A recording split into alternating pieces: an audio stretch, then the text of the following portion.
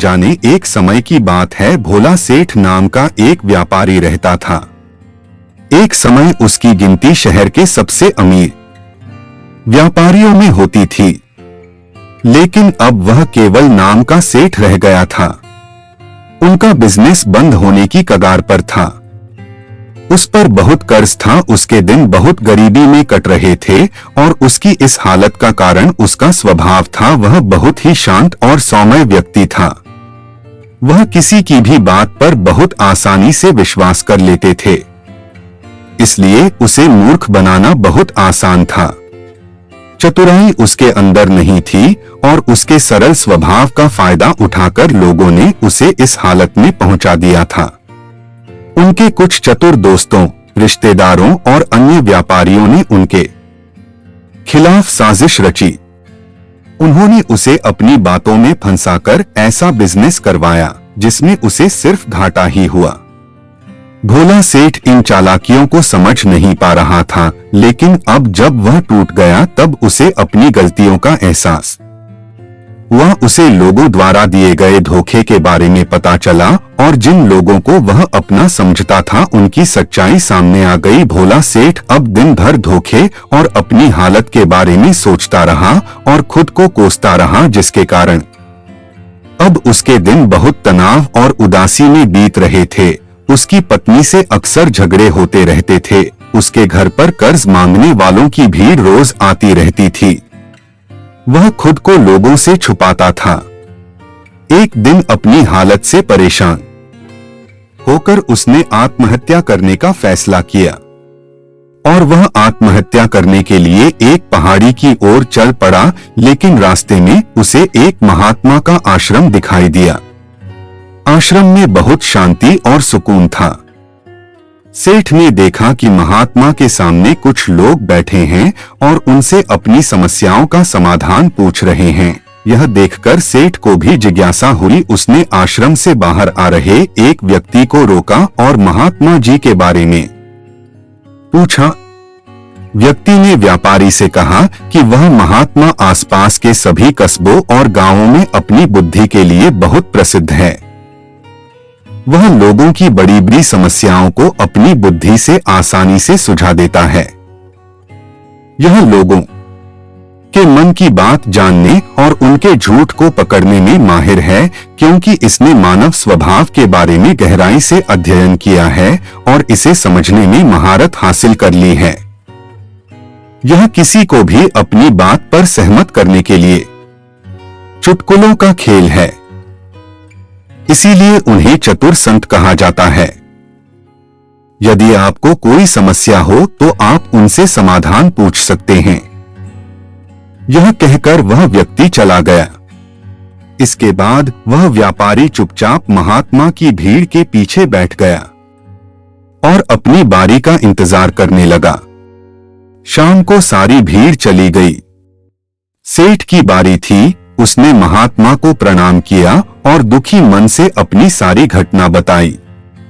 महात्मा ने सेठ की बात बहुत ध्यान से सुनी और फिर शांत स्वर में उत्तर दिया, इंसान को इतना भोला नहीं होना चाहिए कि हर किसी की बातों पर विश्वास कर ले और जो दूसरे लोग कहें वही करना शुरू कर दें।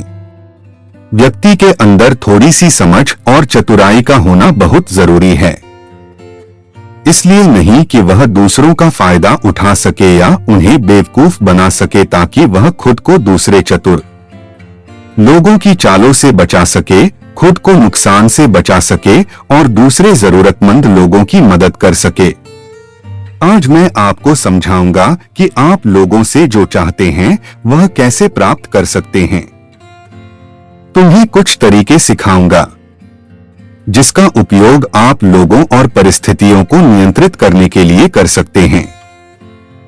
आज आपको यह भी पता चल गया कि धोखेबाज लोगों को कैसे पहचानें और उनसे खुद को कैसे बचाएं। ऐसे बन सकते हैं आप एक साधारण इंसान से समझदार इंसान। लेकिन आज जो मैं आपको बताने जा रहा हूं उसका इस्तेमाल किसी गलत काम के लिए न करें, लेकिन अपनी और दूसरों की सुरक्षा के लिए बस मेरी बातों को ध्यान से सुनें। जिस दुनिया में हम रहते हैं वहां आपको कुछ चतुर लोग मिलेंगे जो अपनी जीविका चलाने के लिए भोले भाले लोगों का इस्तेमाल करते हैं। अब आप इन लोगों को कैसे पहचानते हैं जो अधिक बातें समझाते हैं? आपको उन पर ध्यान देना चाहिए क्योंकि ये लोग विश्वास की कमी को पूरा करने के लिए बहुत सारे शब्दों का उपयोग करते हैं। आपको उन पर ध्यान देने की जरूरत है क्योंकि वे अपने झूठ से आपको बेवकूफ बनाने की कोशिश कर रहे हैं। जो लोग एक ही बात के बारे में बार बार बात करते हैं वे झूठे हो सकते हैं। ऐसे लोग कई उदाहरण और जानकारी देते हैं ताकि आप उनकी बातों पर भरोसा कर सकें। जिस व्यक्ति से आप बात कर रहे हैं उसे जानने का असली तरीका यह है कि आप जो भी कहते हैं उसे दोबारा सुने। जिस तरह से वह अपनी कहानी बताता है उससे आपको पता चल जाएगा कि वह सही है या नहीं। जब आप उसे दोबारा सुने तो उस पर ध्यान दें। दोनों बार एक ही कहानी या नहीं। दूसरी बात, यदि आप किसी ऐसे व्यक्ति को जानते हैं जो दूसरों से झूठ बोलता है तो कभी भी उस पर भरोसा न करें क्योंकि जो व्यक्ति दूसरों से झूठ बोलता है वह निश्चित रूप से आपसे भी झूठ बोलेगा। साथ ही आपको ऐसे लोगों से सावधान रहना चाहिए जो दावा करते हैं कि उनके पास पहले बहुत पैसा था जो अब डूब गया है, जिससे पता चलता है कि आप जिससे बात कर रहे हैं वह झूठ बोल रहा है। हाँ, ऐसा हो सकता है कि एक बार उसके पास बहुत पैसा था लेकिन अब वह दिवालिया हो गया है। बुद्धिमानी इसी में है कि ऐसे व्यक्ति को कभी भी पैसों से समझौता नहीं करना चाहिए।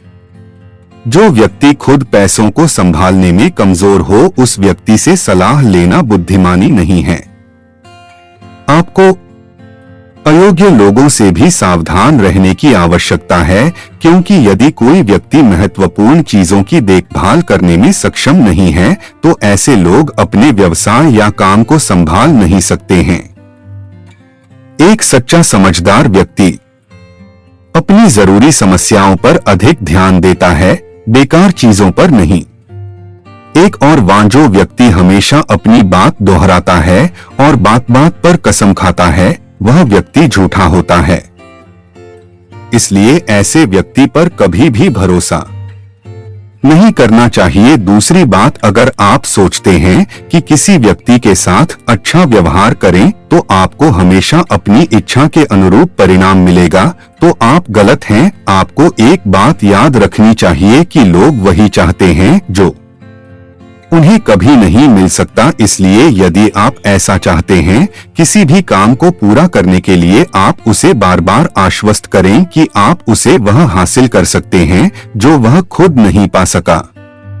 इसे और अधिक प्रभावी बनाने के लिए आपको 2 नियमों पर ध्यान देना होगा।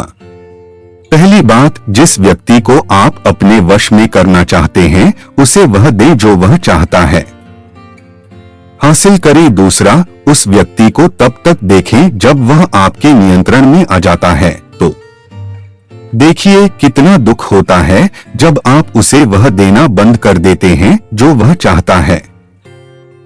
जब भी आपको लगता है कि वह आपको हल्के में ले रहा है, इसलिए जो आपने उसे दिया था उसे वापस ले लें। यह बात उस व्यक्ति को एक कमी और खालीपन का एहसास कराएगी जिससे वह आपकी बात दोबारा सुनने को तैयार हो जाएगा। तीसरी बात, जब कोई व्यक्ति ऐसा व्यवहार करता है जैसे कि वह सब कुछ जानता है तो निश्चित रूप से आप एक ऐसे व्यक्ति से बात कर रहे हैं जिसमें बुद्धि की कमी है।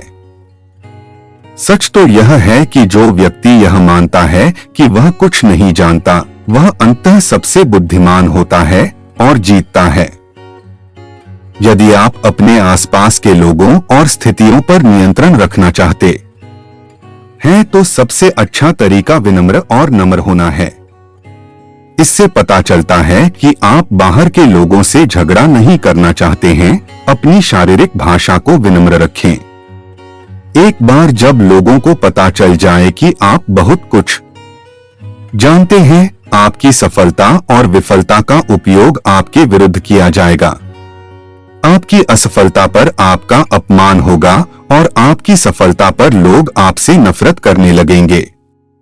और जब आप लोगों के सामने यह दिखाते हैं कि आप सब कुछ जानते हैं तो लोगों को समझाने की तरकीब अधूरी रह जाती है। लोग आप पर उनका उपयोग करने का आरोप लगा सकते हैं और वे आपको अपनी योजना के साथ आगे बढ़ने का मौका दिए बिना ही मना कर देंगे। लोग हमारे निर्दोष, अज्ञानी और विनम्र होने के कारण हम पर संदेह नहीं करते हैं कि हम उनसे काम ले रहे हैं। जो व्यक्ति अपनी भावनाओं और जज्बातों को छुपाने में माहिर होता है, वह दूसरे लोगों को आसानी से अपने वश में कर सकता है।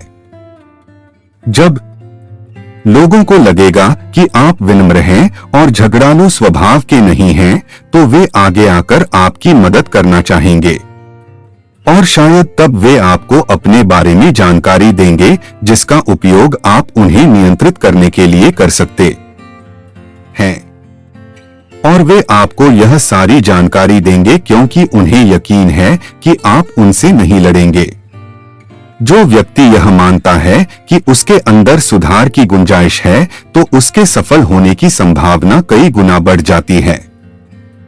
व्यक्ति के अंदर विनम्रता इसलिए भी आती है क्योंकि वह सोचता है कि उसे बहुत कुछ सीखना है, लेकिन जो व्यक्ति यह सोचता है कि वह बहुत कुछ जानता है, वह आसानी से मूर्ख बन जाता है। साथ ही एक गृहस्थ होने के नाते आपको इस बात पर भी ध्यान देना चाहिए कि आपका पैसा कहां जा रहा है और उस मेहनत की कमाई को तब तक खर्च न करें जब तक आपको उस पैसे के बदले में वह न मिल जाए जो आप चाहते हैं। इसका मतलब यह है कि अगर आप सामान लिए बिना पैसे देते हैं तो धोखा मिलने की संभावना बढ़ जाती है।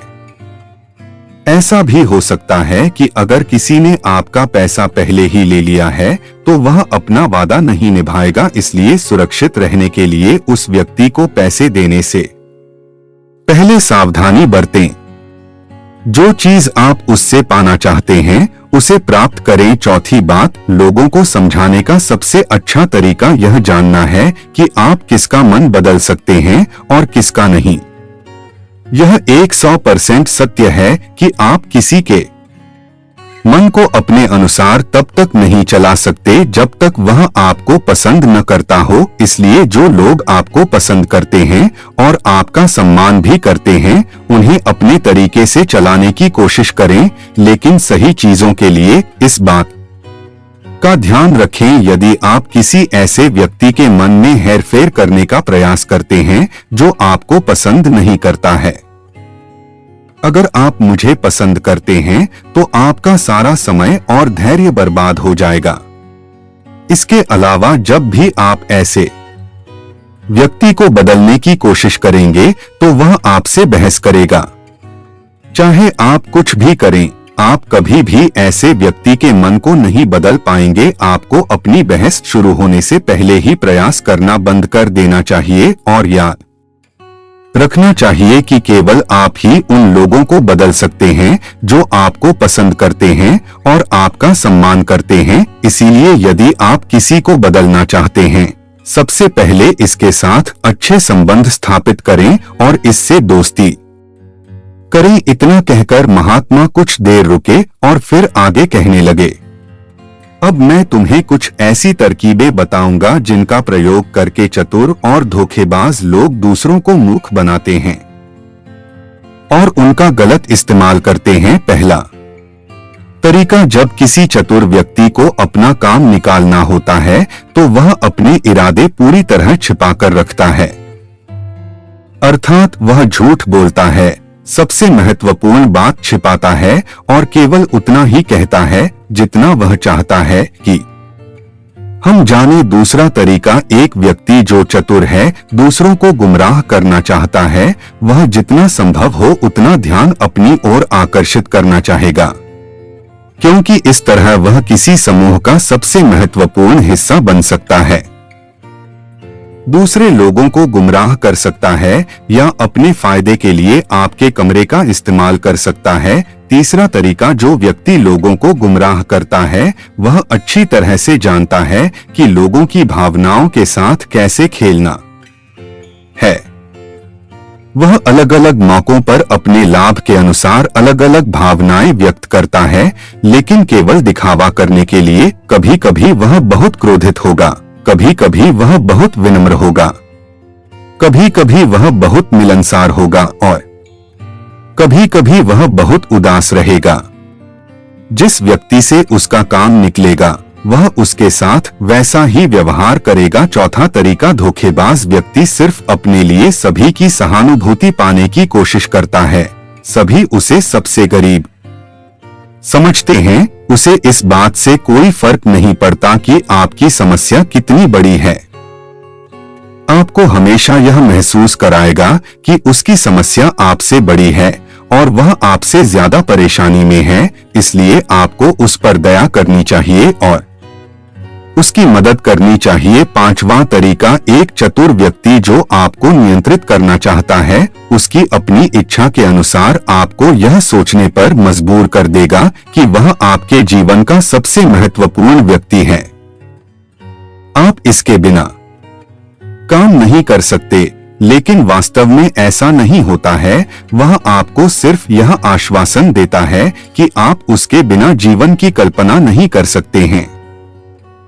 इस तरह जितना अधिक आप उन पर निर्भर होते जाते हैं उतना ही अधिक उनका आप पर नियंत्रण बढ़ता जाता है और वे आपसे अपना काम करवा लेंगे। छठा तरीका, एक चतुर व्यक्ति हमेशा यह कोशिश करता है कि किसी भी बड़े काम का श्रेय हमेशा उसे ही मिले। तारीफ तो उसकी ही होनी चाहिए, चाहे कोई कुछ भी करे, लेकिन तालियां सिर्फ उसके लिए हैं। इसलिए वे ज्यादा से ज्यादा लोगों का ध्यान अपनी ओर आकर्षित करना चाहते हैं। अधिक से अधिक लोगों को अपने साथ जोड़ने के लिए चतुर लोग अक्सर सबसे कठिन काम दूसरों को सौंप देते हैं और आसान काम अपने पास रख लेते हैं, लेकिन सारे काम का श्रेय खुद लेने की कोशिश करें। सातवां तरीका, एक धोखेबाज आपका सबसे अच्छा दोस्त होने का दिखावा करेगा। वह दिखाएगा कि आपका उससे बेहतर दोस्त नहीं हो सकता। इस तरह से आपके सभी रहस्य जानने की कोशिश करेगा और गलत पर समय वह उनका उपयोग आपके खिलाफ करेगा। इसलिए अपने रहस्य बताने से पहले 10 बार सोचें, क्योंकि दुनिया में सबसे खतरनाक चीज एक धोखेबाज दोस्त है। इसलिए यह पहचानना सीखें कि कौन दोस्त है और कौन नहीं।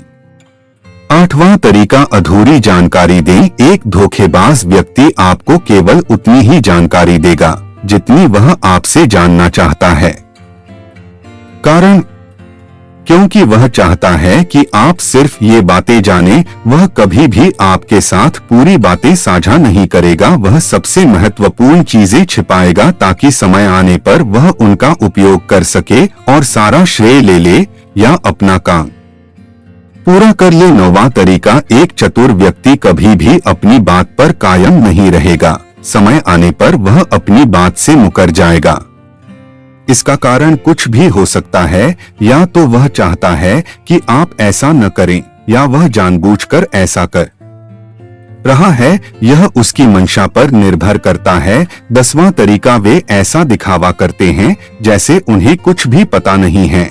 वे सबसे निर्दोष हैं, हालांकि उन्हें उस समय उस घटना के बारे में सब कुछ पता है, लेकिन फिर भी वे आपके मुंह से सब कुछ सुनना चाहेंगे, क्योंकि कल को अगर उनके मुंह से कुछ ऐसी बात निकल गई जो नहीं कहनी चाहिए थी, तो वह आपका नाम ले सकते हैं कि उसने मुझे बताया, या वे निर्दोष बने रहें ताकि वे अपनी जिम्मेदारियों से बच सकें। जितना उन्हें मिल सकता था उससे अधिक काम के बोझ से दूर रहें। वे जानबूझकर ऐसा करते हैं ताकि कोई उन पर ध्यान न दे और वे महान चीजों से बच सकें। 11वां तरीका, दूसरों पर उंगली उठाना या दोष देना। एक चतुर व्यक्ति हमेशा अपने हाथ खाली रखना चाहेगा, अर्थात उसे कोई कड़ी मेहनत या अधिक जिम्मेदारी नहीं निभानी पड़ेगी। इसलिए मैं दूसरों पर उंगली उठाता रहता हूं कि मुझे यह काम ठीक से नहीं आता। वह इस बात को भली भांति जानते हैं यह दूसरी स्थिति यह आती है कि कहीं न कहीं उनकी पोल खुल जाती है या इज्जत सामने आ जाती है, फिर भी वे अपनी गलती का दोष दूसरों पर मढ़ देते हैं। 12वां, एक धोखेबाज हमेशा झूठी तारीफ करेगा। वह केवल वही कहेगा जो दूसरा व्यक्ति उससे सुनना चाहता है, और वह ऐसा तब तक करेगा जब तक उसका काम पूरा न हो जाए। इसके बाद वह लोगों के सामने उसी व्यक्ति की आलोचना करेगा और उसकी कमी को 13वां और आखिरी रास्ता बताएगा।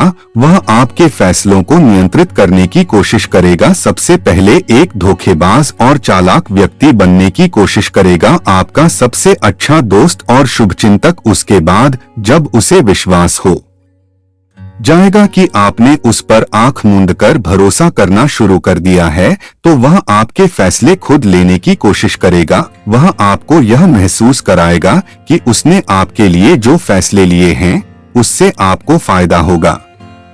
समाप्त। चतुर व्यक्ति को फायदा होने वाला है। तो ये थे वो तरीके जिनसे आप लोगों को अपनी बात मनवाने के लिए इस्तेमाल कर सकते हैं और चतुर और धोखेबाज की पहचान कर सकते हैं। उन लोग, आप उनसे बच सकते हैं। भोला सेठ को सभी उत्तर मिल गए। उन्होंने महात्मा को उनकी बहुमूल्य जानकारी के लिए धन्यवाद दिया और अपने घर वापस लौट आए।